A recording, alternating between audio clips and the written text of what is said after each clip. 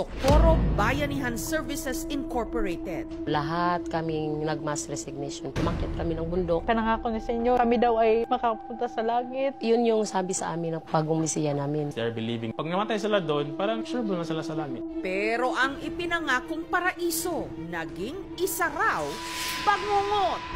Kaya labis-labis sa pasisisi ko na, bakit pa ba ako nagtagal doon? Ang naging buhay daw kasi ng ilan sa Sitio Kapihan, naging impyerno. Nariyang pinilit daw silang magpakasal at makipagtalik sa mga miyembro ng SBSI. Sinabihan po ako na pwede mo na yung galawin, trip mo na yan kasi asawa mo na yan eh.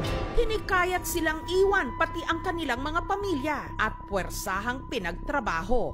Ang pinaka nakababahala rito, di umano, inabuso kahit pa ang mga bata. Kilala ko po talaga ma'am kung sino yung nakaunang 12 years old na kinasal niya doon.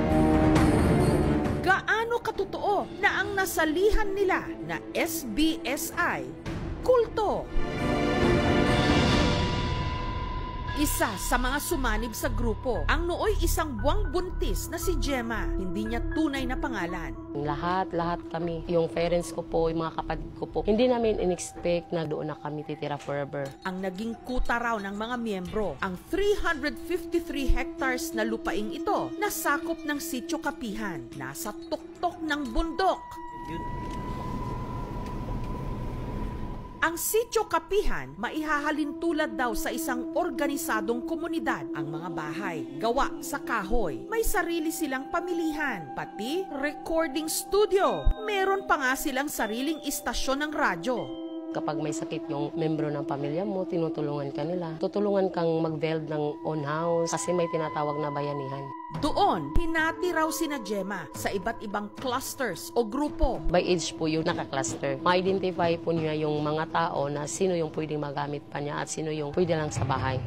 Mahigpit daw ang pagpapatupad ng schedule. Tuwing 3:00 pa lang daw ng madaling araw, gising na silang lahat para sa isang pagpupulong. Yung mga rules inuulit-ulit ng madaling araw para hindi talaga kayo lalabag. Pagkatapos nun, gagawin na nila ang kanilang volunteer work gaya ng pagtatanim. Sinasanay rin daw sila sa military exercises. Basta may baril ka na madala mo, basta authorized na ni Senyor, pwede na humawak yung mga bata. Para raw silang may sariling mundo.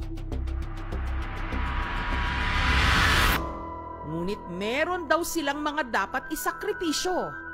Ang mga miyembro, inuutusan daw ni Senyor Aguila na iwanan ang buhay nila sa baba. Mahigpit na ipinagbabawal na magkaroon sila ng koneksyon sa labas kahit pa sa sarili nilang mga kaanak. Bagay na naranasan daw ni alias Beth. Binan sila ni Senyor kasi daw, lason po yun daw yung pamilya ko. Hindi na sila pinapasok. Para nga raw silang mga preso. Hindi po pwede na lumabas doon sa kapihan ng walang passes na binigay ni Senyor. May punishment po kapag napag-alaman na tumakas ka. Minsan, padol, or restricted ka sa paksol. At imasi-masi ka pa doon, tusok ulo, nandun po.